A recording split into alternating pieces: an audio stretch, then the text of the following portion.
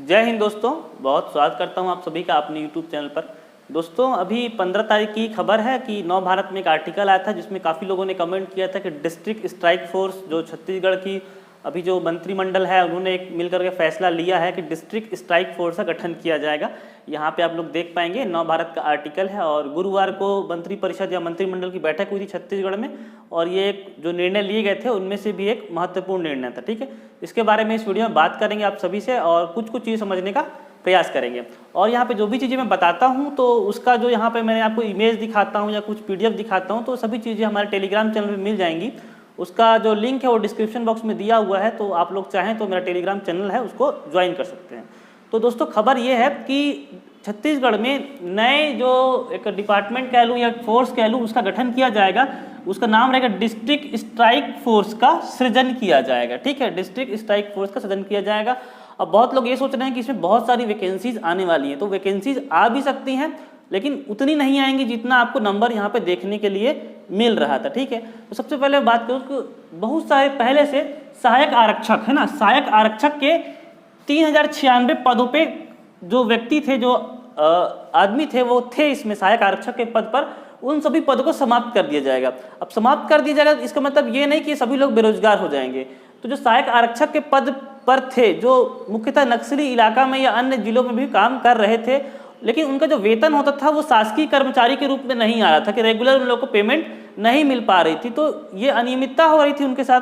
तो उनके जो इस पद है सहायक आरक्षक को, तो उसको आरक्षक के रूप में या डिस्ट्रिक्ट स्ट्राइक फोर्स का गठन करके उसमें आरक्षक के नियमित के रूप में उनको कर दिया जाएगा। उनको नियमित सैलरी और नियमित जो छुट्टी वगैरह शासकीय कर्मचारियों की होती हैं वो सभी उनको मिलेगा। और डिस्ट्रिक्ट स्ट्राइक फोर्स जो एक नया बल एक प्रकार से आप लोग कह सकते हैं इसका गठन किया जा रहा है, तो इसमें 3736 पद होने वाले हैं, जिसमें से ये जो पद है वो इसी में शामिल कर दिए जाएंगे। मतलब जो भी सहायक आरक्षक के पद पे कार्यरत था अभी तक छत्तीसगढ़ गवर्नमेंट के अंतर्गत और वो अनियमित रूप से उसको वेतन मिल रहा था या जो भी अनियमितताएं हो रही थी उसके साथ में, तो उसको पूर्ण रूप से नियमित प्रकार से सभी वेतन और जो छुट्टी वगैरह वो सभी चीज़ें मिलना स्टार्ट हो जाएंगी। तो डिस्ट्रिक्ट स्ट्राइक फोर्स का गठन किया जाएगा और डिस्ट्रिक्ट स्ट्राइक फोर्स में 3736 पद नए पदों का सृजन किया गया है। तो जिनमें से जो पुराने सहायक आरक्षक थे जो मुख्यतः नक्सली एरिया में या फिर जो अन्य जिले हैं वहाँ पर काम कर रहे थे और अनियमित उनको वेतन मिल रहा था, अनियमित छुट्टी मिल रही थी, तो उन सभी को नियमित कर दिया जाएगा। अब नियमित करने के बाद 3096 पद तो मान लो तो भर ही जाएंगे, ऐसा मैं कह सकता हूँ, लेकिन और भी जो बहुत सारे पद हैं वो खाली रहने वाले हैं। अब इसको भी डिस्क्राइब कर दिया गया है, जो 3736 पद हैं उनमें से आरक्षक जो बना दिए जाएंगे उनमें 3136 जो रहेंगे वो आरक्षक के रूप में कार्य करेंगे। जो सहायक आरक्षक थे वो सभी आरक्षक बन जाएंगे।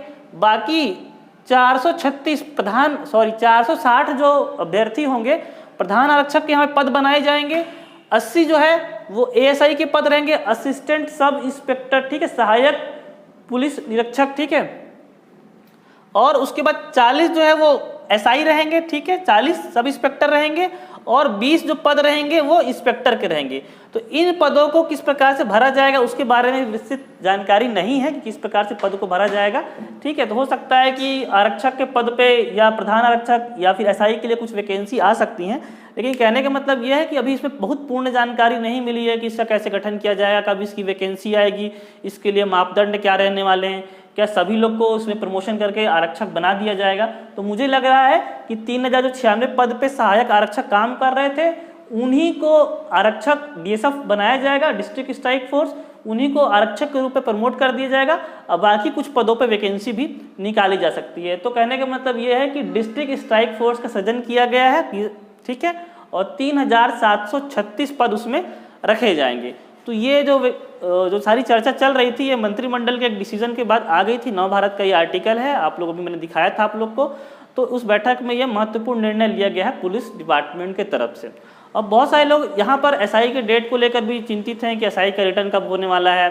तो दोस्तों SI का रिटर्न हमें 15 अगस्त के बाद ही होगा, जैसे मैंने पहले से वीडियो में बताते आ रहा हूँ। हो सकता है अगस्त के आखिरी वीक में हो जाए, सितंबर में भी जा सकता है, क्योंकि अभी जो है जुलाई में बस्तर फाइटर का रिटर्न एग्जाम होने वाला है और अगस्त में ग्रुप डी के लिए नोटिफिकेशन आ चुका है। तो पुलिस डिपार्टमेंट जो भी एग्जाम का डेट देगा SI के लिए तो सभी चीज़ों को देख करके देख कहीं भी वो क्लैश नहीं होना चाहिए, है ना। क्लैश होगा तो फिर वही बात हो जाएगी कि ये वाला एग्जाम दूँ कि ये वाला एग्जाम दूँ। तो ये सब चीज़ों से पुलिस डिपार्टमेंट बचेगा और 15 अगस्त के बाद ही आप लोग का SI का रिटर्न का डेट आ सकता है। वो सितंबर में भी हो सकता है या अगस्त के आखिरी सप्ताह में भी हो सकता है। तो दोस्तों आज के इस वीडियो में इतना ही, मिलता हूँ मैं आपसे अगले वीडियो में, तब तक धन्यवाद, जय हिंद।